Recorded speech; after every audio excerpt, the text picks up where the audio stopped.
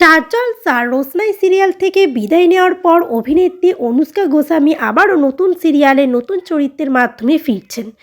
অভিনেত্রী অনুষ্কা গোস্বামী সবথেকে বেশি দর্শক মহলে পরিচিত পেয়েছেন, মানে নিজের নাম পেয়েছেন, দর্শকরা চিনেছেন স্টার জলসার গাঁটছড়া সিরিয়ালে বনি চরিত্রের মাধ্যমে। এছাড়াও বনি আর কুণালের জুটি দর্শক মহলে ঝড় তুলেছিল।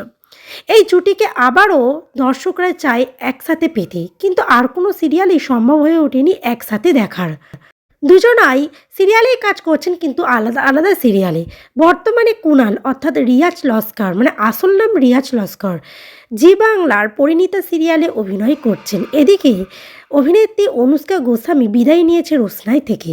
তবে সম্প্রতি এক সোশ্যাল মিডিয়ায় ছবি আপলোড করেছে, যেখানে অনুষ্কা আর রিয়াজকে একসাথে দেখা যাচ্ছে। তাই দর্শকরাই তো ভাবছে পরিণীতা সিরিয়ালে এই জুটিকে পেতে পারে। তোমাদের কার কি মন্তব্য কমেন্ট করো।